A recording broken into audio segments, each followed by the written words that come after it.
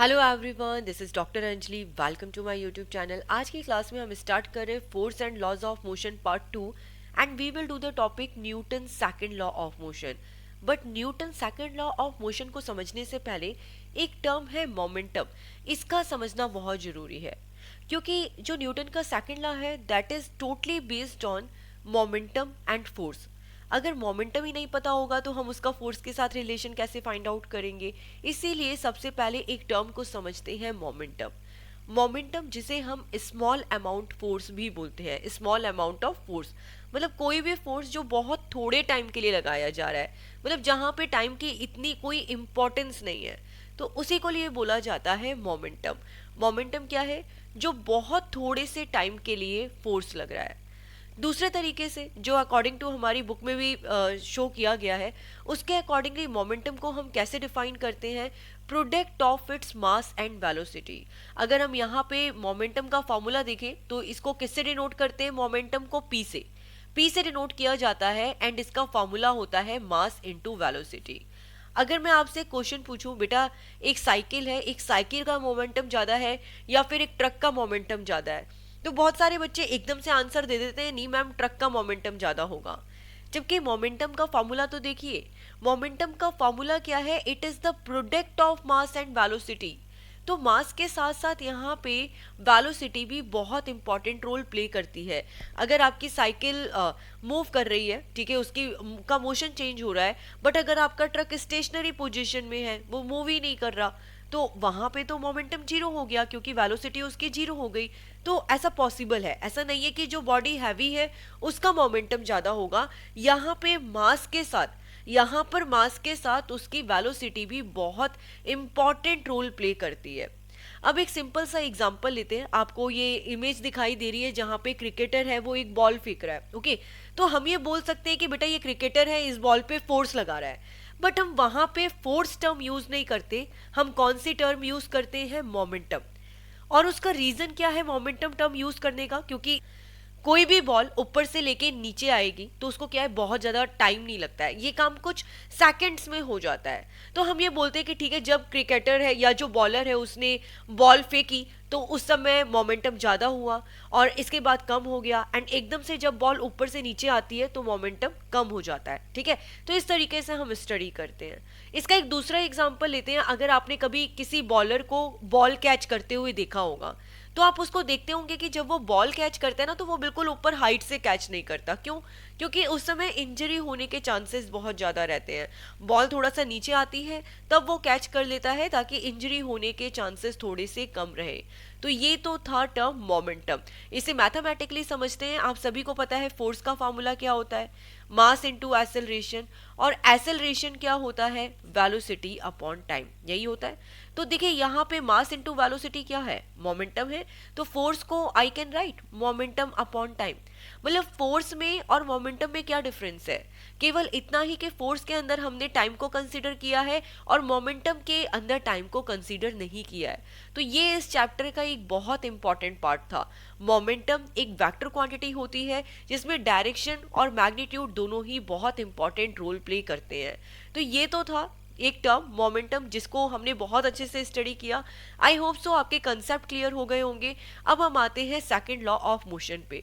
तो according to second law of motion, the rate of change of momentum, तो ये तो सही समझ आ गया कि मोमेंटम चेंज हो रहा है, लेकिन किसके साथ? रेट। रेट का मतलब क्या है फिजिक्स में? टाइम।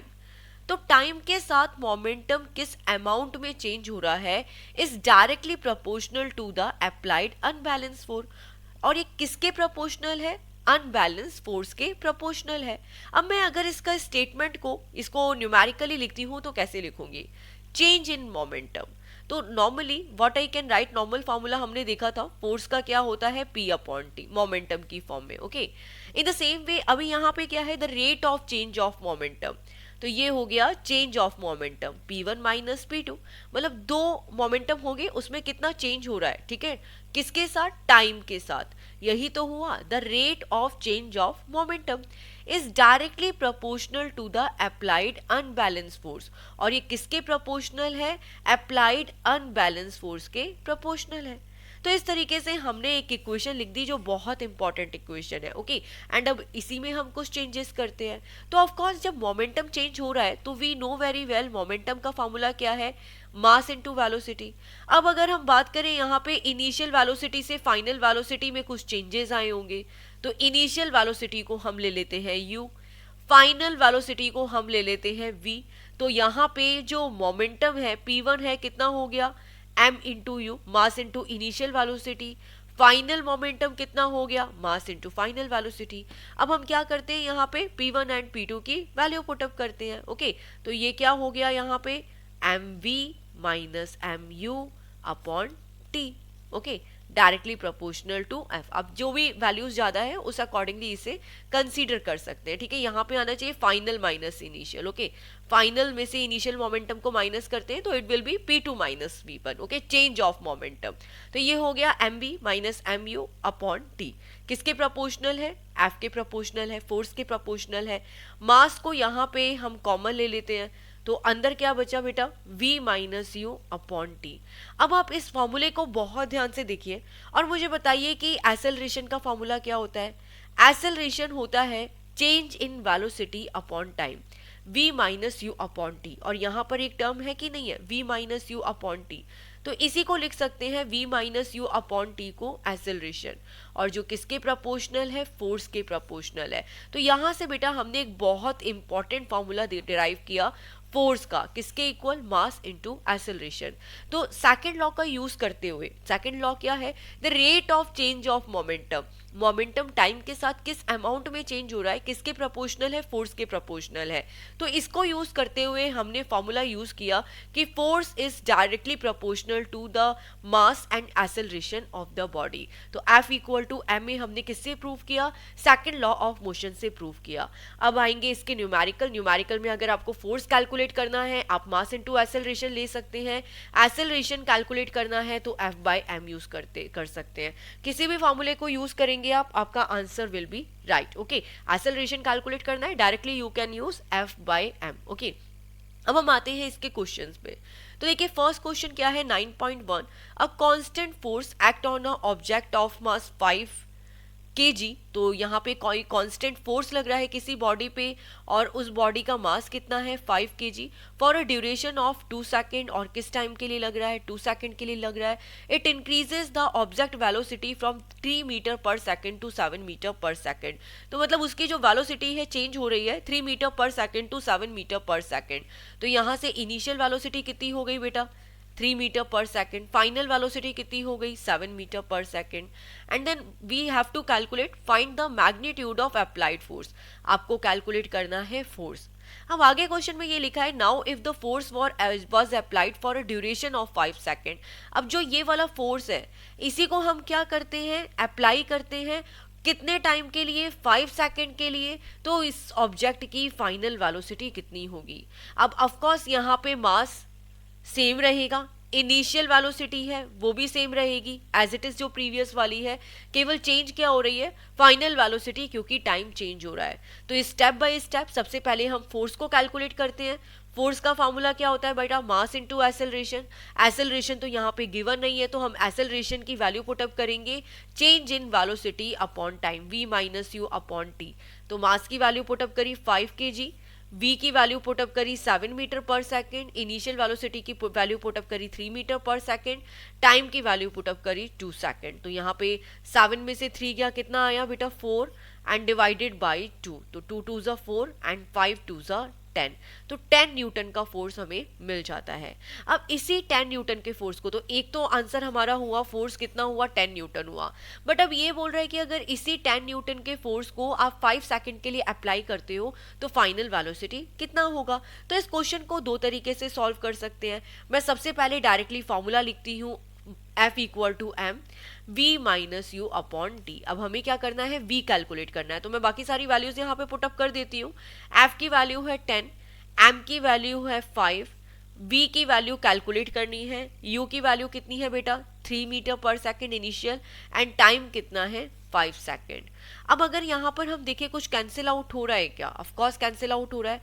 ये 5 से 5 कैंसिल आउट हो गया, तो 10 equal to v minus 3 and final velocity की वैल्यू कितनी हुई 3 राइट हैंड साइड में माइनस में है, लेफ्ट हैंड साइड में जाएगा तो प्लस आएगा, तो वेलोसिटी कितनी मिली 13 मीटर पर सेकेंड। तो इस तरीके से आपको क्वेश्चन को सॉल्व करना है। अब हमारी बुक में किस तरीके से सॉल्व किया है, हमारी बुक में जो ये फॉर्मूला है ना इसे पहले ही ओपन कर लिया है। We will take a example, मैं आपको एक स्टेप में बता देती हूँ। जैसे f equal to m v minus U upon T है ना, तो इन्होंने पहले ही चेंज कर लिया v की वैल्यू। जैसे m इधर मल्टीप्लाई में है तो लेफ्ट हैंड साइड में जाएगा, डिवाइड में होगा, तो f बाई m कितना हुआ v minus U upon T. t divide में है, लेफ्ट हैंड साइड में गया मल्टीप्लीकेशन में, F T minus M equal to v minus U. हमें v की वैल्यू चाहिए तो u लेफ्ट हैंड साइड में माइनस में है, राइट हैंड साइड में प्लस में जाएगा, तो F T upon M plus U. ठीक है, तो इस तरीके से हमारी वेलोसिटी की इक्वेशन आ जाती है एंड देन इसके बाद हम वैल्यूज पुटअप करके आंसर फाइंड आउट कर सकते हैं। बट हमने तो डायरेक्टली इक्वेशन रख दी, डायरेक्टली वैल्यूज पुटअप कर दी एंड देन हमारा आंसर यहाँ पे आ जाता है। ओके, अब हम आते हैं 9.2 नंबर क्वेश्चन पे। Which would require a greater force, कौन सी ऐसी बॉडी है जिसको ज्यादा फोर्स रिक्वायर्ड है।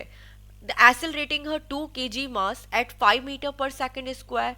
तो जो फर्स्ट बॉडी है उसका मास गिवन है m1 2 kg और एक्सेलरेशन गिवन है 5 metre per second square. Okay, and then after that इसके बाद गिवन है सेकेंड बॉडी जिसका मास कितना है 4 kg एंड एक्सेलरेशन कितना है यहाँ पे 2 मीटर पर सेकेंड स्क्वायर। तो दोनों केसेस में हम क्या करते हैं, फोर्स को कैलकुलेट करते हैं, क्योंकि क्वेश्चन यही है which will require greater force. तो यहाँ पे फोर्स कैलकुलेट करते हैं। फोर्स का फॉर्मूला क्या होता है, मास इनटू एक्सेलरेशन।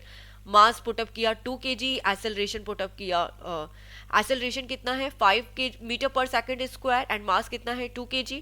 आप दोनों को मल्टीप्लाई करोगे आपको आंसर कितना मिलेगा 10 न्यूटन का। इन द सेम वे यहाँ पे इसके सेकंड पार्ट को सॉल्व करते हैं।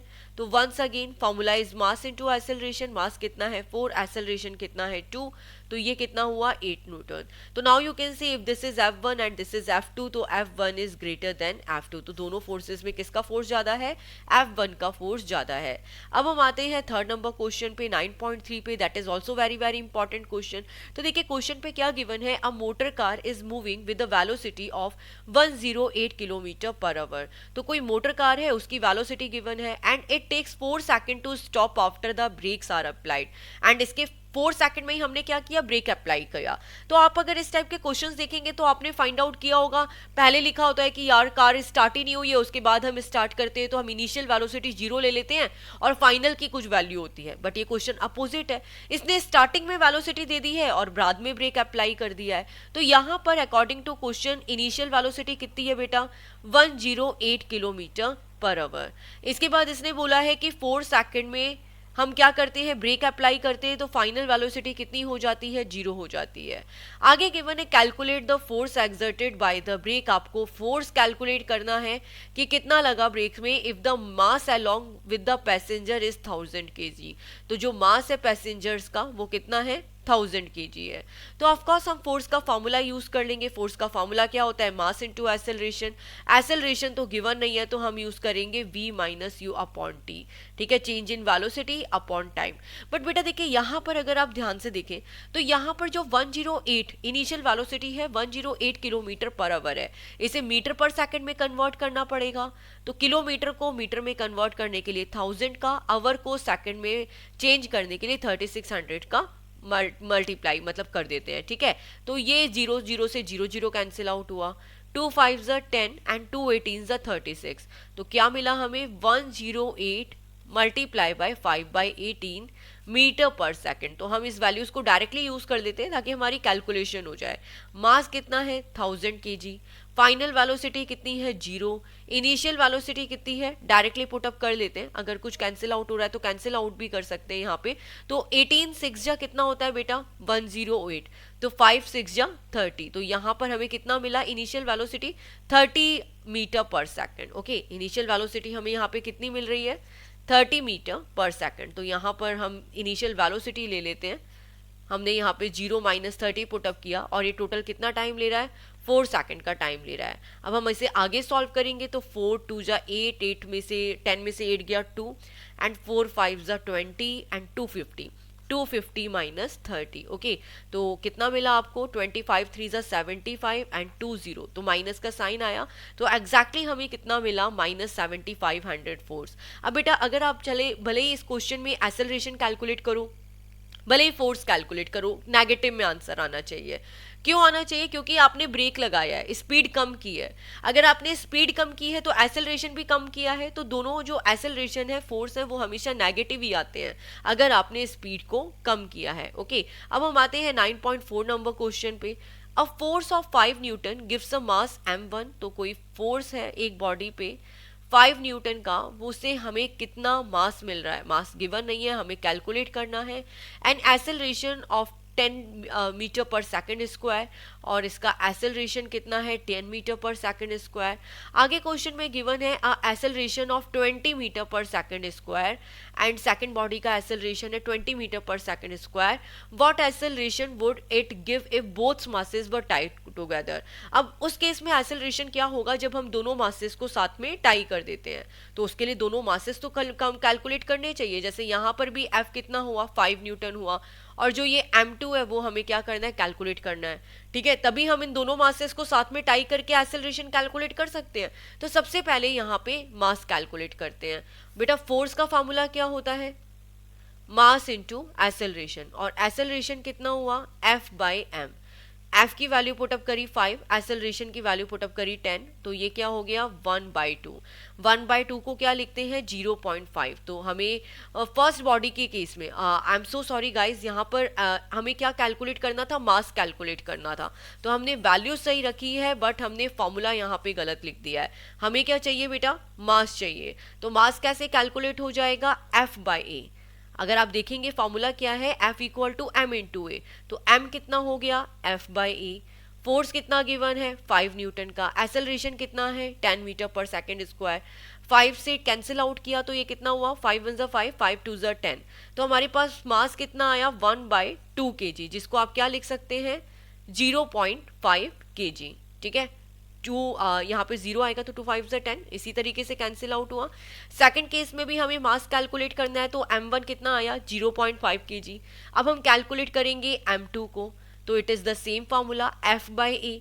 F कितना है 5, एक्सेलरेशन कितना है 20 मीटर पर सेकंड स्क्वायर, कैंसिल आउट करोगे। ठीक है, तो कितना हुआ यहाँ पे 1/4, और 1/4 को हम क्या लिखते हैं 0.25।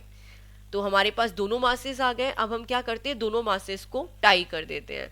तो m equal to m1 plus m2, m1 की वैल्यू पुटअप करी 0.5, m2 की वैल्यू पुटअप करी 0.25 and our total mass is 0.75 kg। Okay, अब हमें क्या कैलकुलेट करना है बेटा, ओवरऑल एक्सेलरेशन कैलकुलेट करना है जब हमने इन मासेस को टाई कर दिया है। तो देखो बेटा फोर्स का फॉर्मूला क्या होता है, मास इंटू एक्सेलरेशन। एक्सेलरेशन कितना हो गया F बाई एम, फोर्स तो सेम रहेगा 5 न्यूटन, मास कितना हो गया 0.75। यहाँ से पॉइंट हटा, ऊपर आया 00, आप इसे कैलकुलेट करोगे आपको कितना मिलेगा 6.67 मीटर पर सेकंड स्क्वायर। तो इस तरीके से हमें इस क्वेश्चन को सॉल्व करना था। अब हम आते हैं लास्ट क्वेश्चन पे, example number 9.5। The velocity time graph of a ball of mass 20 ग्राम, तो कोई बॉल है जिसका मास गिवन है कितना है बेटा 20 ग्राम है, moving along a straight line on a long table is given. Okay, how much force does the table exert on the ball to bring it to rest. हमें क्या करना है, इसको रेस्ट में लाने के लिए कितना फोर्स लगाना है। तो देखिए बेटा यहाँ पे लिखा तो है कि आपको रेस्ट पोजीशन पे लाना है, बट अगर ना भी लिखा हो तो हम ग्राफ को रीड करके फाइंड आउट कर सकते हैं यहाँ पे। ठीक है, तो देखिए किस तरीके से फाइंड आउट करेंगे, हमें क्या चाहिए यहाँ पर देखिए टाइम के साथ। तो पहले सबसे पहले टोटल टाइम कितना लग रहा है, टोटल टाइम लग रहा है 10 सेकंड का। एंड इसके बाद देखिए वेलोसिटी कैसे चेंज हो रही है, पहले 20 है और बाद में 0 है, तो इनिशियल वेलोसिटी कितनी हुई बेटा 20 मीटर पर सेकंड, एंड फाइनल वेलोसिटी कितनी हो गई 0, क्योंकि देखिए 0 पे आ गई है। ग्राफ रीड करना आपको आना चाहिए। हमें क्या कैलकुलेट करना है, फोर्स। फोर्स कितना होता है बेटा, मास इंटू एक्सेलरेशन। मास, एक्सेलरेशन को क्या लिखेंगे, change in velocity upon time, v minus U upon T. अब इसको सॉल्व कर सकते हैं, बट बेटा द बेसिक थिंग इज कि अगर हम यहाँ पर यूनिट दिखे तो जो मास की यूनिट है वो कितनी है, ग्राम में है, तो हमें उसे केजी में कन्वर्ट करना पड़ेगा कि नहीं करना पड़ेगा। तो ये कितना हो जाएगा 20/1000 kg। इन द सेम वे अगर हम यहाँ पे वेलोसिटी की भी यूनिट देखें तो दैट इज सेंटीमीटर पर सेकेंड, है ना, सेंटीमीटर पर सेकेंड। इसे मीटर पर सेकेंड में कन्वर्ट करने के लिए किसका डिवाइड करना पड़ेगा, 100 का। क्यों, क्योंकि सेंटीमीटर को मीटर में कन्वर्ट करना, एक मीटर में 100 सेंटीमीटर होते हैं, इसलिए यहाँ पे 100 का डिवाइड कर दिया। अब हम मास की वैल्यू पुटअप करते हैं 20/1000, ठीक है, जो ये हमने सॉल्व की है। Change in velocity, final velocity कितनी है बेटा 0, इनिशियल कितनी है 20/100 एंड डिवाइडेड बाय टाइम कितना है 10 सेकेंड का है। आगे सॉल्व करते हैं तो ये 0 से 0 कैंसिल आउट हुआ, ये हुआ 2/100, तो ये हमने लिखा यहाँ पे 2/100। आगे क्या है -20/100, तो ये हो गया -20/100 डिनोमिनेटर में, तो पूरा ही डिनोमिनेटर में आ जाएगा, तो 100 और एक 10, ये तो 20/1000। अब यहाँ पर देखते हैं कितना कैंसिल आउट हो रहा है, तो ये कैंसिल आउट हुआ 1 0 से 1 0। आपको टोटल कितना मिला 2 2 4 -4 एंड नीचे कितने जीरो आए 1 2 3 4, ठीक है। तो हमें क्या करना है बेटा, यहाँ पे 4 0 से पहले मतलब पॉइंट लगाना है, तो 4 आंसर है और 1 2 3, यस, तो 1 2 3 4 यहाँ पे 0 लगा, तो आंसर कितना आया 0.004। और हमने कैलकुलेट क्या किया है यहाँ पे बेटा, फोर्स कैलकुलेट किया है, तो फोर्स की यूनिट क्या होती है न्यूटन, तो हमें कितना फोर्स मिला 0.004 newton is our answer. Sign हमारा माइनस का ही आएगा, क्योंकि of course you can say speed कम की है, तो जो एक्सेलरेशन है या फोर्स है वो दोनों की दोनों नेगेटिव में आते हैं। तो बेटा आज की क्लास में हमने कंप्लीट किया topic Newton second law of motion का। मिलते हैं नेक्स्ट लेक्चर में Newton's third law of motion के साथ। तो guys please take care of yours, thanks for watching and please click to subscribe. Bye all.